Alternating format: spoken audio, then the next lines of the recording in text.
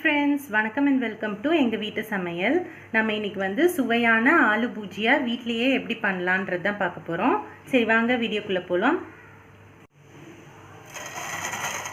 இதுக்கு ஒரு உருளைக்கிழங்கு வந்து நாங்கள் வேக வச்சு எடுத்துருக்கோம். வேக வச்சுட்டு தோலெல்லாம் சீவிட்டு இது மாதிரி நல்லா ஃபைனாக கிரேட் பண்ணி எடுத்துக்கோங்க.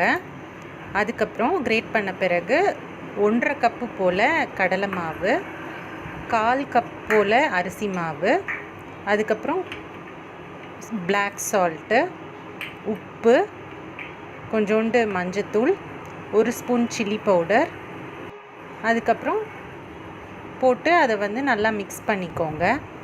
தண்ணி எதுவும் தேவையில்லை, அந்த பொட்டேட்டோவில் உள்ள ஈரத்தை வச்சே நம்ம வந்து பிசைஞ்சிக்கலாம். அப்புறம் 1 ஸ்பூன் ஆயில் போட்டு அதை நல்லா பிசைஞ்சிக்கோங்க. அடுத்து வந்து ஒரு சின்ன நம்ம முறுக்கு புழியிற உலக்கு எடுத்துகிட்டு அதில் ஓமப்பொடியெல்லாம் பண்ணுவோம் இல்லையா, அந்த சைஸ் சில்லு வந்து எடுத்துக்கோங்க நீங்கள். அதுக்கப்புறம் நீங்கள் வந்து உலக்குக்குள்ளே அதை போட்டு இந்த மாவை வந்து நல்லா உருட்டி அதில் வச்சுக்கோங்க.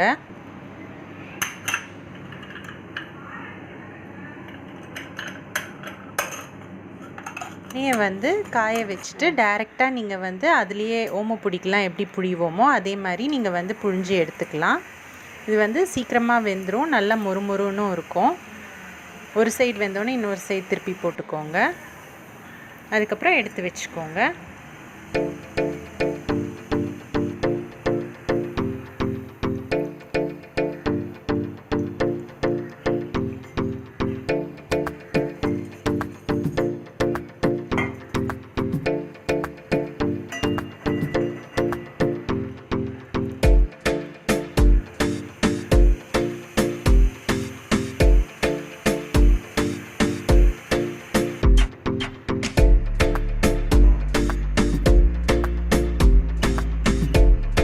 நம்ம எல்லாத்தையும் பொரித்து எடுத்த பிறகு மேலாப்பில் வந்து ஆம்ச்சூர் பவுடர் இல்லைன்னா பிளாக் சால்ட் ஏதாவது போட்டு அதை வந்து நல்லா மிக்ஸ் பண்ணிக்கோங்க. அதை நல்லா உடச்சிக்கிட்டு சுவையான ஆலு பூஜியா வந்து சூப்பராக தயாராகிடுச்சு.